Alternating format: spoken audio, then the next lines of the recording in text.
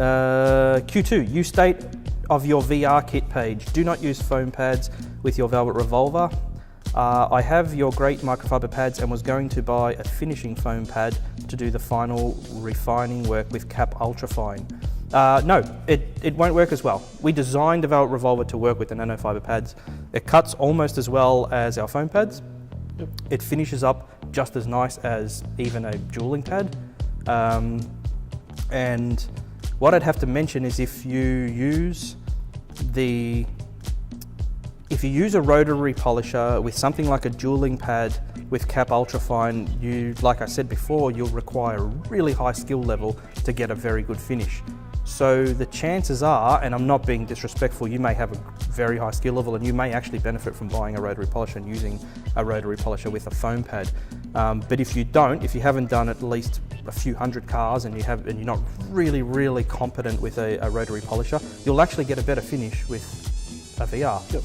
It's a more forgiving machine. A lot more forgiving. A lot more forgiving, yep. Yeah. So if your skill level's low, you're going to get a better result. Yep. And I like to use the analogy, if you had a Formula One car and you were lucky enough to get in a Formula One car and drive it around a track, you'd stall it before the first corner, right? You probably wouldn't make it out of it. It's not working for you. No. But if you get in a Volkswagen GTI or a Type R, you're going to get a good lap time. Yep. Because it's forgiving and easy to use. Everyone can do it. Yep. Not everyone can drive a Formula One car. Not everybody can actually even get it off the line. Yeah, that's right.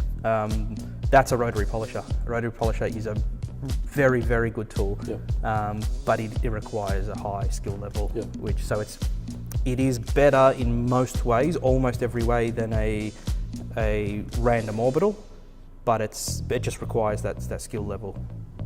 Yeah, makes sense. That's it. And once you get it right, I think you'll understand that. It's a beautiful machine to use. It's nice. Yeah. Nothing finishes like a rotary polisher, but you need that. Yeah, you need that skill level. Which brings me to Elvis Tran.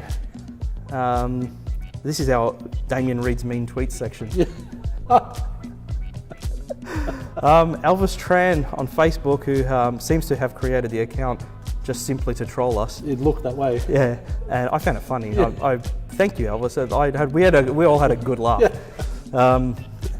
This machine is a dinosaur. He's referring to the Velvet Revolver. Get with the times. 8mm throw is for beginners, and you call yourselves the best. Lol. Please would smoke your ass, or are you guys still installing holograms with the rotary and not finishing down well enough?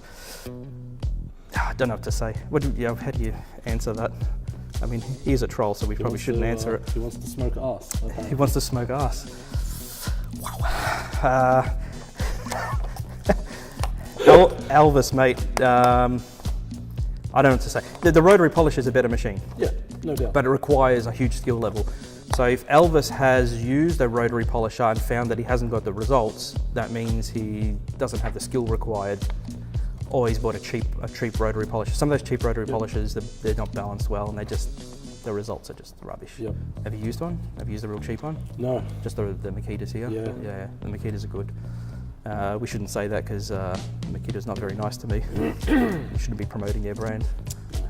Unless they want to jump on board as a sponsor for Friday night videos.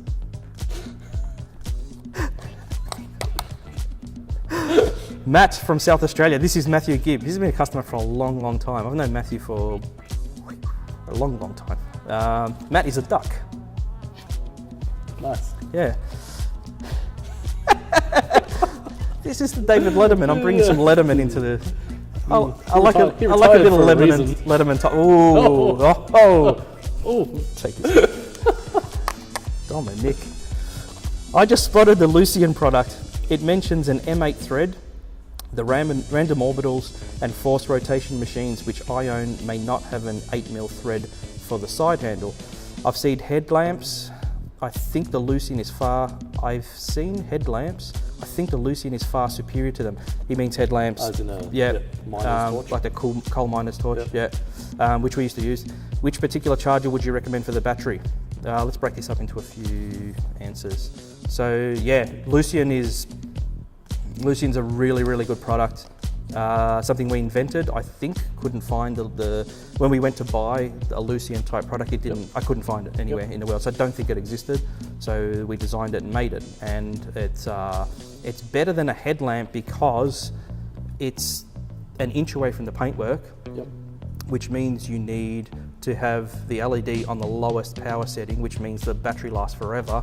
And it's attached to your polisher, and it's always around about an inch away from your polisher and an inch away from the paintwork at 90 degrees. We should put a Lucien up on screen now.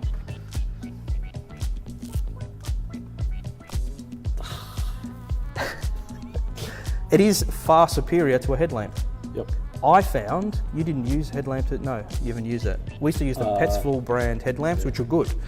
They did what they were supposed to do well, but they carried 2 AA batteries, so they were heavy. So when you're wearing it for 8 hours a day, it kind of gets fatiguing. And the most fatiguing thing was having to face towards where you wanted to see the imperfections.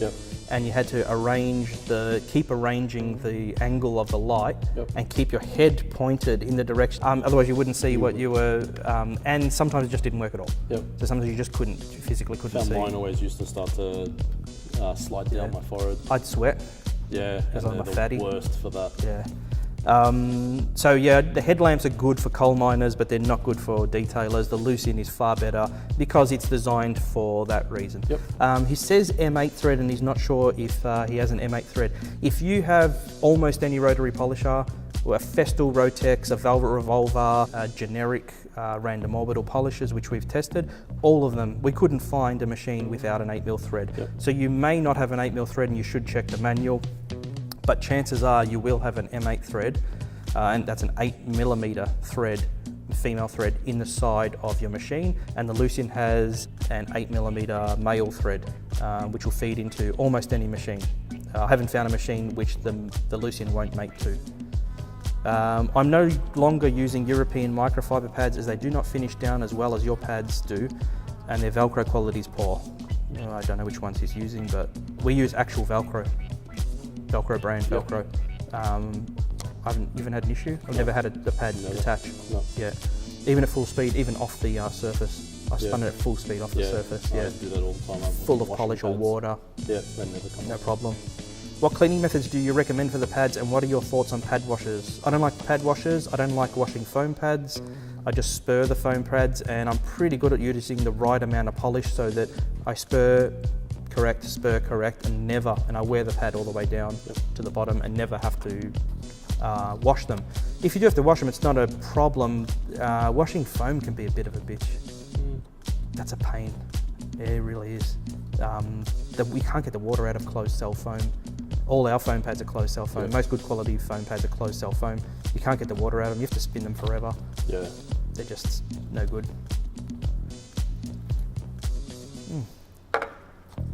Oh, that's good. At some point, there is residual in pads that can never be totally removed by air or spurring. That sometimes happens. And they need washing, but hand washing can alter the shape of foams, and too much water will reduce the foam's density after some washes, and it discolors them. Absolutely. Again, that's why I don't wash the pads. I hope that answers the question. We wash all our nanofiber pads for the Velvet Revolver. We wash them every night.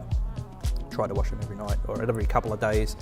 We spin them on the rotary, put them away to air dry overnight, and the next day they're bone dry, ready to go. They don't have any of the problems with the foam pads. We don't wash the foam pads, so I can't give you any advice for washing them, other than just wash them the least amount possible, spin them real well, and make sure they're air dried out. Really try and crush them and get all the water out of them. That's it. You mentioned I hope that's answered Matt's questions. how to charge a battery, didn't you? Oh, how to charge the battery. We should probably talk about the battery. The battery in Lucien isn't something that we just chose willy-nilly. We spent a lot of time to choose that battery. We were looking at the Sanyo Eneloop first, because that's a battery I know is decent quality, very good quality. They last a long time. If a mobile detailer who works on the weekends, or a home enthusiast who might use the Lucien, forget to charge it, then come back 6 months later to use it, it'll still hold most of the charge it had, which is good. This is the Sanyo Eneloop. So we initially used the Eneloop. Then I found out that Sanyo had sold to Panasonic. They'd moved the factory away from Japan, and there were some reports, whether they're true or not, because I don't know, that they weren't as good quality, and I hadn't purchased the new ones. So we had a look at some other batteries which we were told were made in the same factory that the original Eneloops were made in, by Fujitsu.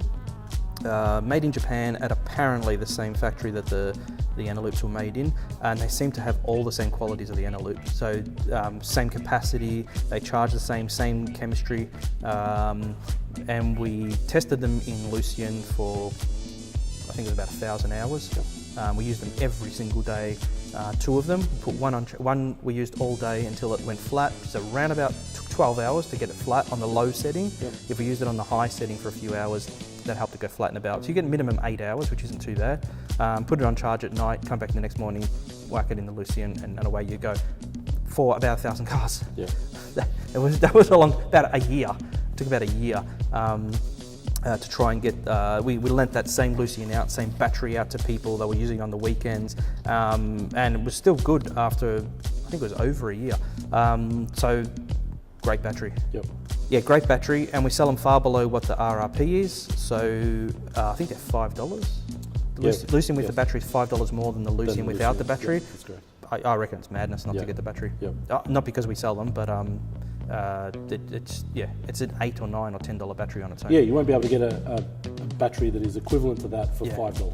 And you can use an alkaline. You can use any AA battery, but they don't last. They don't last as long, and you have to get a rechargeable. It has to be rechargeable. So especially, even if you're an enthusiast, but especially if you're a professional detailer, you need a couple of those batteries, 2 of those batteries. Yeah, you put one on a charge while the other one's being used, and then you'll never have issues with not having a charged battery. And they'll last forever. For $5, no brainer. Yeah. I think that's answered all of my questions. Looks like it. Yeah. Thank you, Matthew Gibb. Matthew Gibb, never short of questions. I think we're done. Goodbye. Thank you. We'll see you next week. See ya. And cut. Did your wife like the podcast? She did. My wife liked it. Yeah? Yeah, she said there weren't nearly as many things that she disliked about the last podcast. That's positive. That's a glowing review. It is. Yeah. She wasn't completely bored with it. I think she actually watched it all the way to the end. All 7 minutes. All 7 minutes and 7 seconds of it. It must have been captivating. Not bad. Not bad effort, Dom. Put it there. Yes.